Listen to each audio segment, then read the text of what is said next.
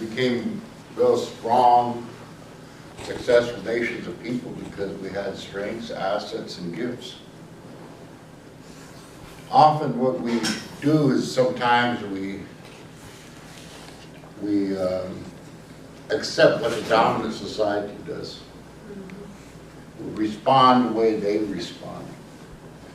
We utilize a paradigm that they utilize. And as a result, as indigenous people, we weaken our response. We move ourselves out of a context that doesn't belong to us and put us in a foreign context that weakens us.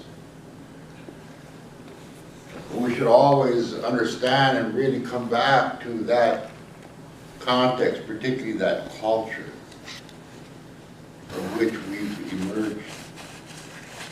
Often that culture that we aspire to really engage and enhance as time changes. We have to really understand that there's forces around us that are really changing a lot of who we are as people. A new trend emerges today and we become part of it, and tomorrow it goes obsolete. But there's one thing that's really consistent. There's one element of who we are that remains the same. It's like a huge boulder in a river that remains steadfast while everything else around it flows. And that's our culture. Sometimes our identity is like that river because it's affected and influenced by all the changes that occur around us.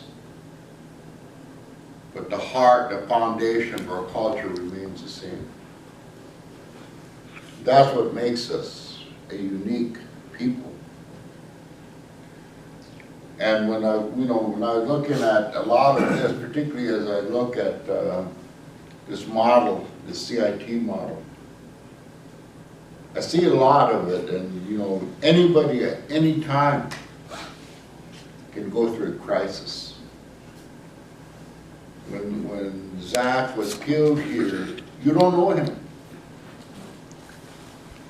but he went through a crisis as a result of his death. And even in my case, when I lost my son, I went through a crisis. A mental health crisis. But there's many amongst us who have a mental health issue that lasts an entire lifetime. And they'll go through a mental health crisis on a daily basis, probably for the rest of their lives. Well, we have to take into account as indigenous people all the crisis situations that we're going to be engaged in, all the crisis situations we're going to be encountered by. A lot of that really does fall on, how we as a cultural people retain our culture, because some of it is identity. But there's multiple things that are at play here as we're moving forward. And as you see those three circles, where those three circles overlap, right in the center, what I seen when I was looking at that is that there was a weakness in that model. And so we put a conversational model right in the center. Why a conversational model? Because it's relational. But it's not any kind of model. It's not any kind of relational model. It's an approach that really is based, again, as I said, on the strengths, the positivity, the assets, those gifts that we have as indigenous peoples. And so when I use this word, crisis intervention teams in Indian country, that's what I'm alluding to, is this model that we all belong to. In the Lakota language, we have this word, we say woglakapi. That means to talk with each other. Or iji woglakapi. Or ijiji woglakapi. All of the medicine, so to speak, that we need are embedded in our language. Our language, because it's part of our culture and is right at the heart of it, often provides that good medicine that we need. And so when we go back and take a look at the stories and all that's embedded within those stories, we can find whatever it is that we need there.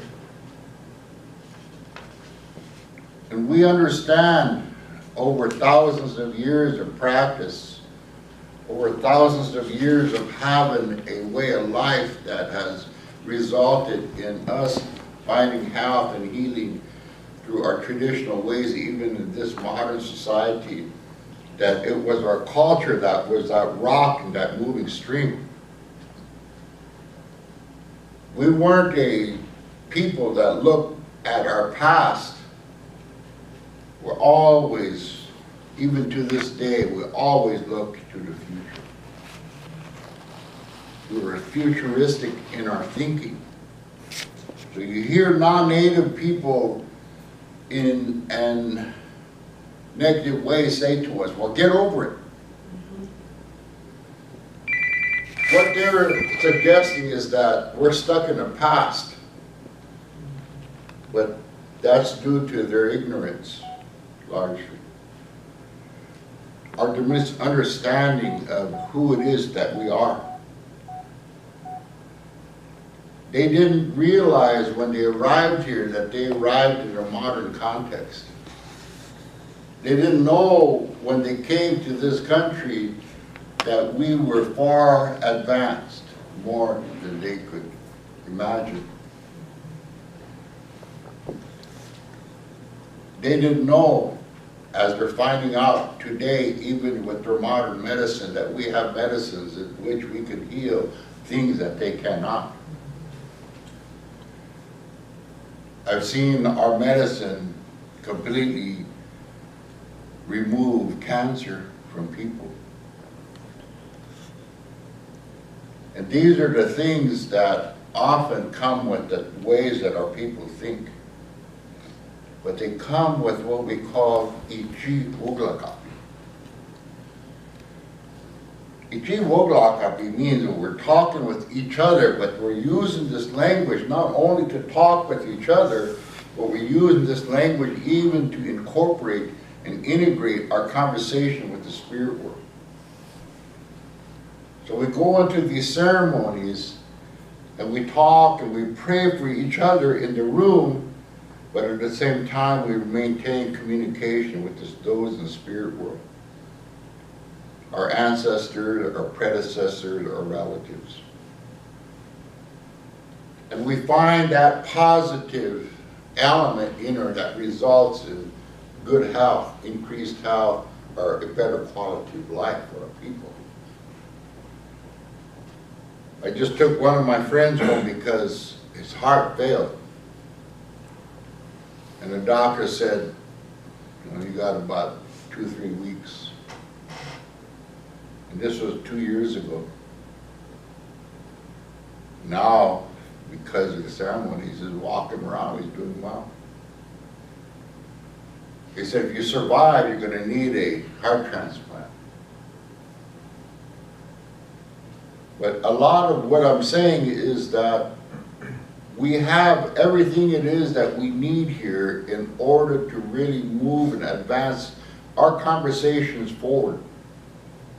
We don't have to be a part of the dominant dialogue that we hear out there. We can go back and utilize our own. So what I did with those 3 models, put conversation right in the center. So I'm gonna, what I'm gonna do here is I'm gonna show you the model that we use. you want me to go get you a better dry erase pen? Do you want a better? Is there one better than this? Yeah.